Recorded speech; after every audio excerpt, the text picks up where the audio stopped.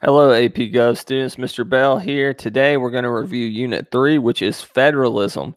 You know that federalism is when the state and federal government share power. Your most common type of federalism is the power to tax. So you have state income tax and federal income tax. Uncle Sam gets it, and the state of North Carolina, for us, Raleigh gets it. So that's the topic today. You know that you can email me, bsbell@clevelandcountyschools.org. Any questions, anytime. So let's go ahead and get started. This can serve as a good review for your AP Gov test coming up May 10th. And this will be a big part of that test. So make sure you pay attention and don't just skip through this video. Okay, here we go. I'm going to do screen share. So basically, you're going to see the notes as we go through them. You'll see what my screen shows. So let's go ahead and get started with that. Starting that now. Okay. So this is Unit 3. You can follow along. You should, if you go up to Canvas, you should have this PowerPoint that you can follow along with. So what I'm going to do is I'm going to go through this unit, kind of do a crash course in this unit. Then I'll go back through the slides and say, all right, here's the most important stuff that you absolutely have to know. And then we'll look at the vocab list for this unit, which is really short, so shouldn't be that big of a deal. Most of it repeats from the PowerPoint. So here we go. Let's see here. This talks about what federalism is. I just mentioned that. I'll say it again because it's so important.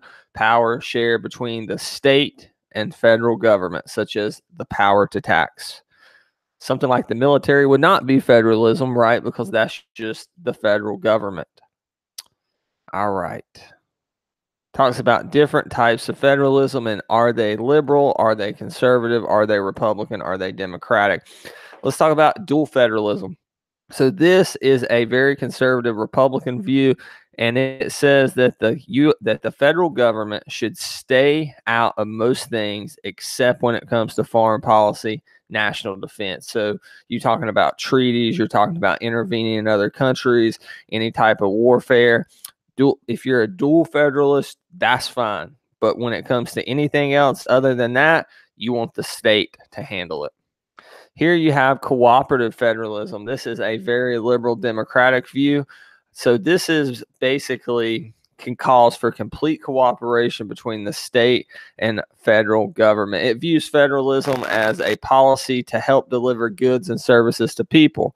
Obviously, conservative Republicans would not believe in this because they believe it's the people's job to deliver goods and services to themselves, and that the federal government needs to deregulate to create a market that makes it as easy as possible. Whereas, you know, when it comes to the economy and things of that nature, that Democrats, liberals are more hands-on. Here you have marble cake federalism. I doubt this will be on there, but this is basically just like the cake shows, everything's mixed together. So the state government has their hands in it, the federal government has their hands in it. An example of this would be education under Barack Obama. Okay, you still had in our state Raleigh regulating our education, but at the same time you had federal regulations to education, such as Common Core standards. So therefore the state and the federal government's powers were mixed together when it came to this.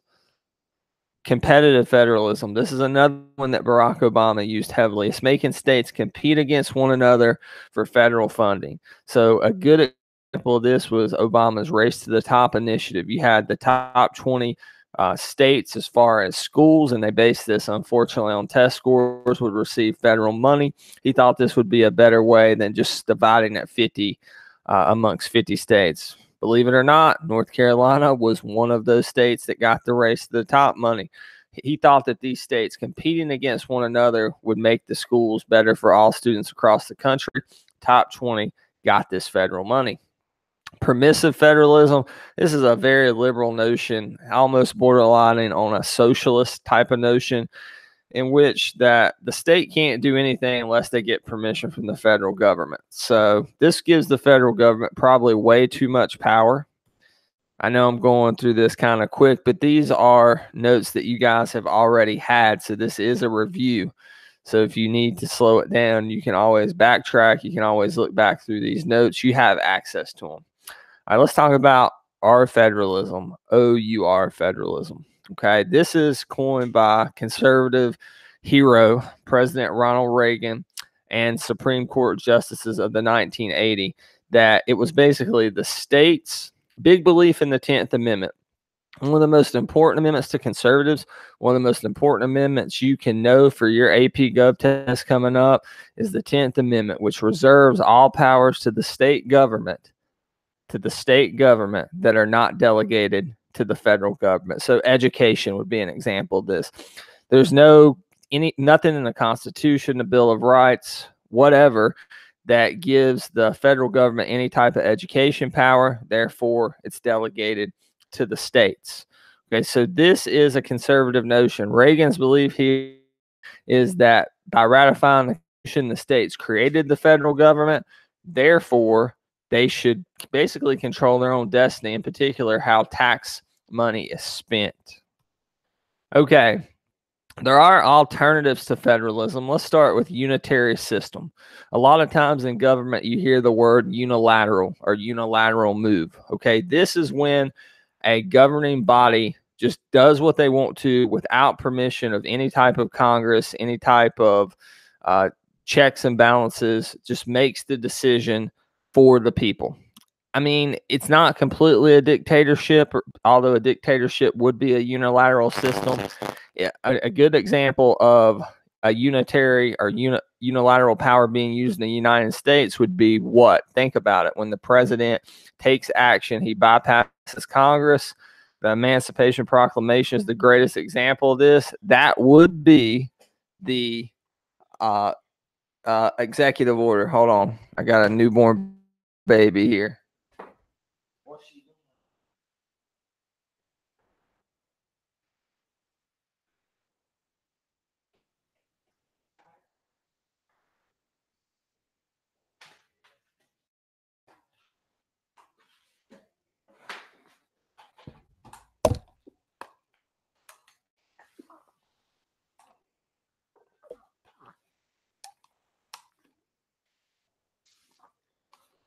All right, I'm back. Hold on, we'll get back to unilateral system here in a second. I'm burping a baby and teaching y'all at the same time, so y'all better appreciate this. Here, I'm going to show you baby Harper here. There she is, and she's spitting up, as you see.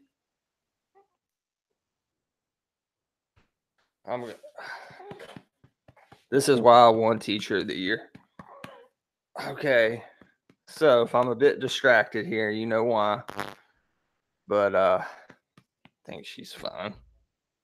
She's wide awake, though, which she probably will be tonight. So I'm going to go back to the screen share here, and we can get back to talking about government. Okay.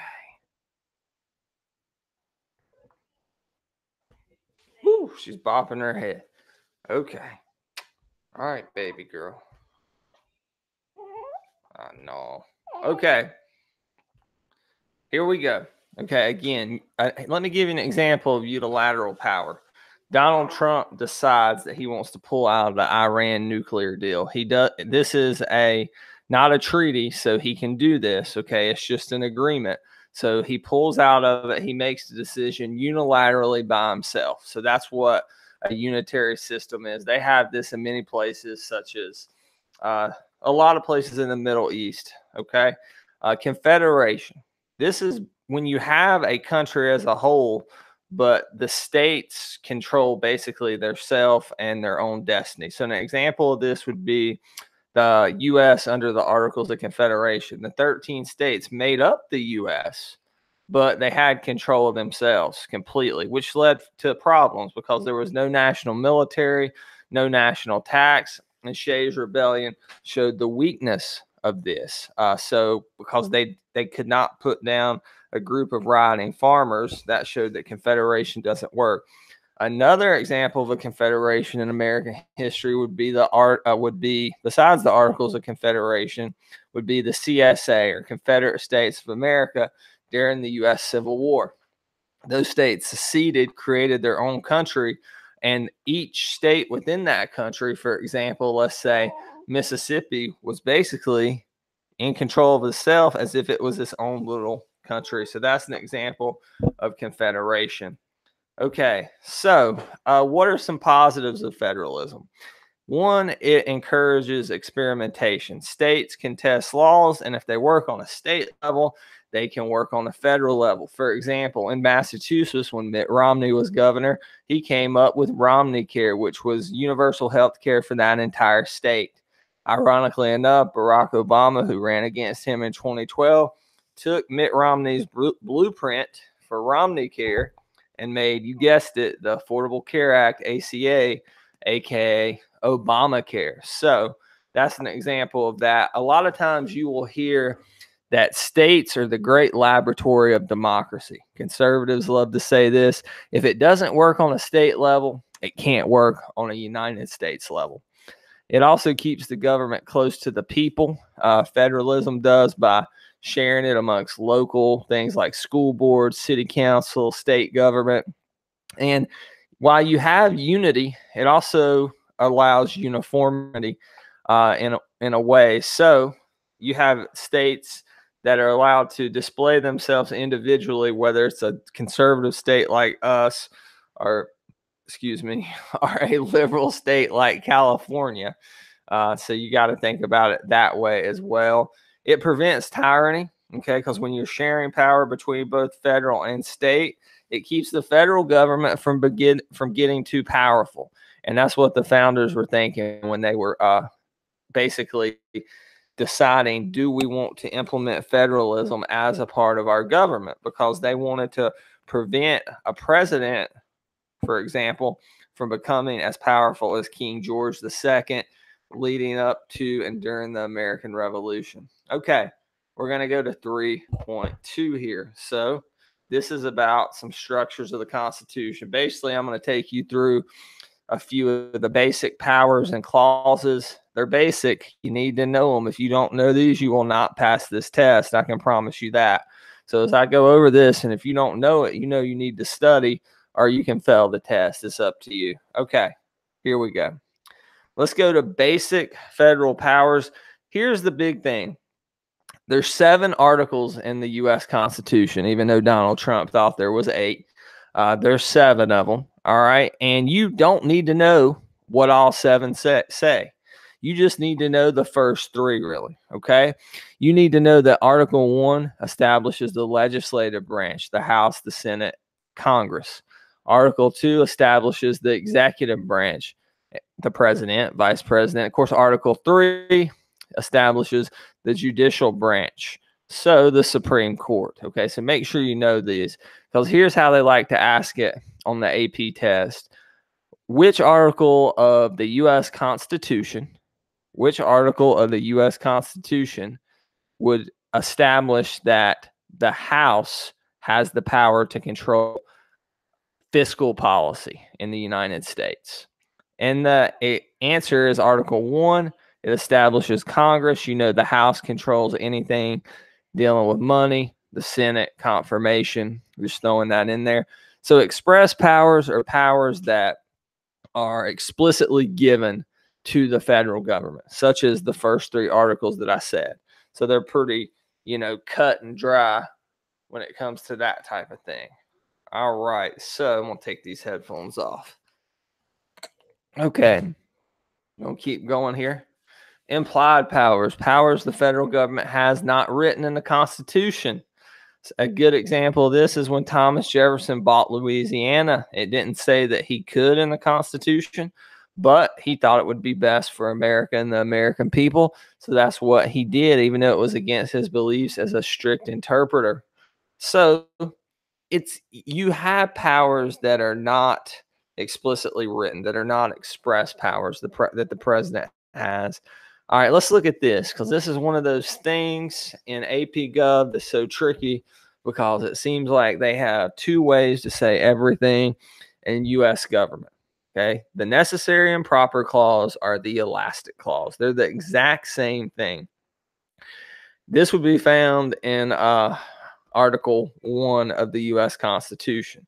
Okay, necessary and proper clause. Here's why they called it that. Any laws that are necessary and proper to make the United States function can be added. The elastic clause. The power of the federal government can expand. Remember, I told you that the elastic clause adds new laws. Think about it when you go to Thanksgiving at your grandma's house, your uncle wears those fat pants that stretch out. Got elastic in them because he's going to expand his waist. The elastic clause says that the federal government's going to expand its scope through laws. Think about the ways that the federal government can use the elastic clause or the necessary and proper clause. There's a couple different ways. One, there's basic law, House, Senate, President, right? Then there's the president using executive order. Then there are amendments, although that's a very hard process. That's why there's only 27 amendments, 17 post the Bill of Rights. I mentioned executive orders. Of course, you have common law. Through interpretation, the Supreme Court creates new laws. Remember, with the Supreme Court, common law interpretation leads to creation. An example of that, Roe v. Wade legalizes abortion even though it was never passed through Congress or the president never signed it. You have to know these. McCulloch versus Maryland. Let's see. The case you probably don't need to know as much. You just need to know that this led to the creation of the necessary and proper clause and the elastic clause. Okay, I'm going to get some coffee here.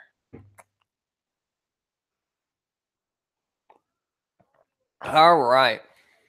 So here's what happened. They wanted to create a second bank of the United States to house all the tax money. People didn't want it necessarily in Maryland. Supreme Court case, it went to them. They decided that because it was the federal government, they had the power to create a second national bank. They were adding it. It was necessary and proper. Hence the name elastic and necessary and proper clause. I hope this makes sense. I know this is a lot. This is a big unit to study right here. All right, inherent powers. This is a little bit easier, okay? Inherent powers are the powers that the federal government has to handle issues of national defense and foreign policy. Donald Trump wants to nuke North Korea. That's an inherent power, God forbid, but he has that power. It was limited during the Vietnam War. It was expanded during the Vietnam War. Lyndon B. Johnson went to Congress, passed the Gulf of Tonkin Resolution, gave him complete control of troop numbers. It was a disaster. So as a result, Congress passed the War Powers Act that says if you're going to deploy the military for 90 days, you can't do it without approval from Congress, or the result could be impeachment. Of course, airstrikes are a loophole to this. Remember, the president has the role of commander-in-chief in the U.S. military. This is the most important clause of all, supremacy clause, federal, Trump, state. You have a federal law, a state law that contradicts each other. It's easy math. The federal law wins out. For example, North Carolina passed the marriage amendment. Marriage is between one man and one woman. The Supreme Court case, Obergefell versus Hodges, legalized gay marriage through common law. It doesn't matter what our state said because of the supremacy clause. That should be basic stuff by now. Interstate commerce. So you know the interstate highway, you may take it to go on vacation this summer. It takes you from one state to another. Interstate commerce is the buying and selling of goods from one state to another.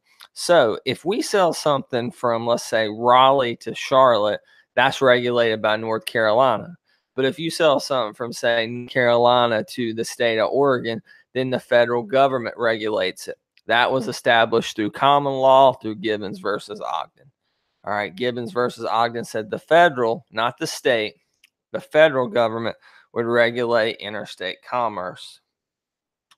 When it comes to taxing and spending, I hope you know that that's the House that's going to do that. Mandates. Let's talk about mandates. You're mandated to do something, you have to do something. There's no ifs, ands, and buts about it.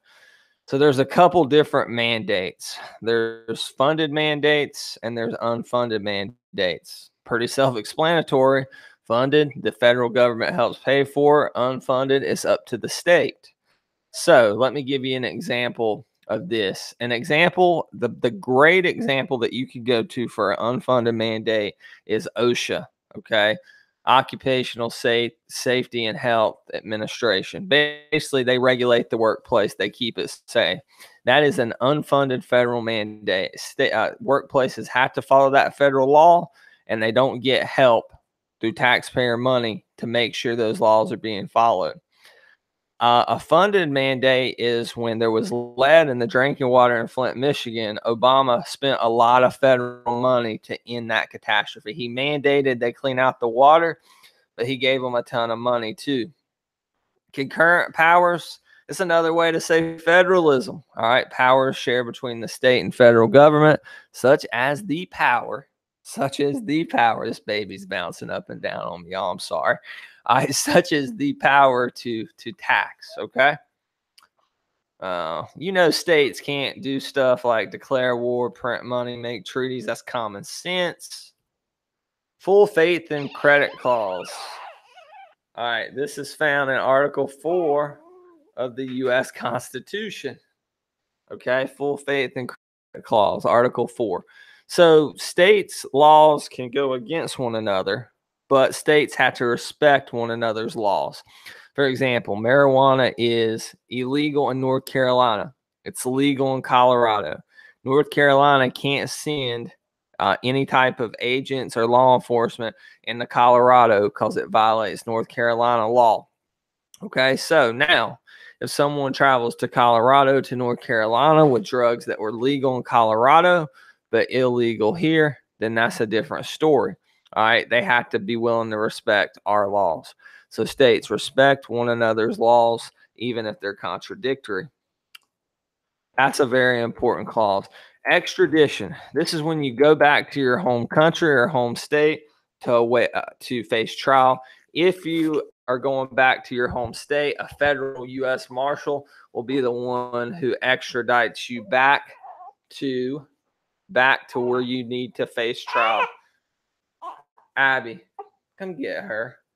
I said, come get her. She's crying. All right, I'm going to hand this little bundle of joy off to my wife. Here. You got her? Okay, here we go.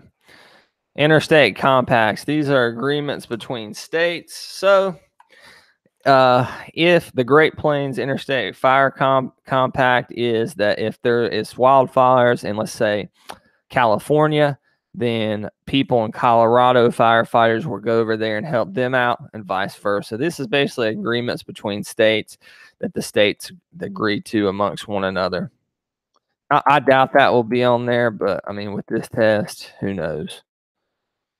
All right, hold on. My PowerPoint's going kind of slow here, as you can see. All right, 3.3, we're going to talk about federal courts. We're going to take a quick break. I'll be right back with you. So we will play you a little intermission here, okay? I'm going to stop the screen share for a minute. That's not stopping the video. All right. Hope everybody's doing well. Hope y'all been good for the sub. Here you go.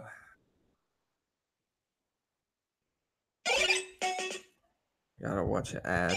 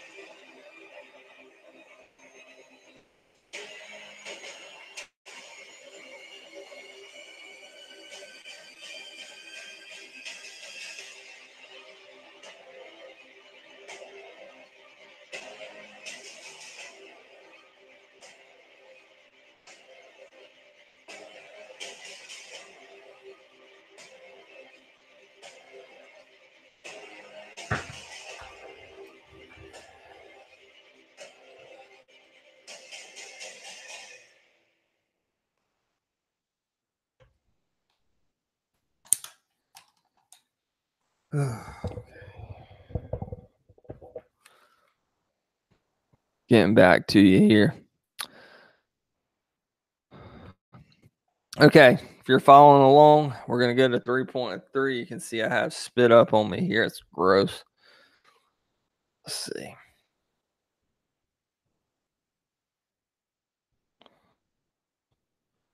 All right, 3.3, federal court. So, you know, this is the Supreme Court mostly, but not all. You know what national supremacy is? Excuse me, federal supreme to state. Here's the big thing I want to tell you here. Doctrine. All doctrine means in government is a set of beliefs, usually as foreign policy. The doctrine of national supremacy believes that federal supreme to state. The 14th Amendment, equal protection under the law for all. It was originally found in the 5th Amendment as a clause. Post-Civil War, it became its own thing in the 14th Amendment. All right, it leads to due process for all. There's two types of due process. This comes up later. There's substantive due process. That means the law is written fairly. We're usually pretty good with that in this country, at least since, you know, the civil rights era, since the late 60s, early 70s. What we're not good at is what we call procedural due process. All right, this is when federal law is basically implemented or enforced. Okay. Now, that's what we have a hard problem with. It's that the law should be enforced, applied equally, and a lot of times we don't do that. Preemption. So this is when the federal government intervenes to get the state in line. A great example of preemption is the Little Rock crisis in Arkansas. Brown versus Board of Education ended segregation. The governor, Thaddeus, I don't know, something like that, of Arkansas, did not want to allow in Little Rock the African Americans to enter Little Rock High School. So he deployed the National Guard, blocked the black kids from coming into the high school. This was violating federal common law after Brown v. Board. So what ends up happening is he sends in the military. They get the National Guard, the Army, the federal Army. They get the National Guard to back down, and they allow the kids to come into the school. All right, centralist and decentralist, here we go. 15 million ways to say something in AP Gov. Centralist is liberal, big central, big federal government, federal action. Decentralist, state, local government. Conservative, Republicans, libertarians, you know this. Decentralist position. So here is a famous position from a great decentralist here, Clarence Thomas, who's on the Supreme Court. The ultimate source of the Constitution authority is the consent of the undifferentiated people of the nation as a whole. What that means is the people ratified the Constitution, made the federal government what it is. The states did, so the states should have more power than the federal government. Obviously, he's very conservative. Bush 41, Daddy Bush appointed him.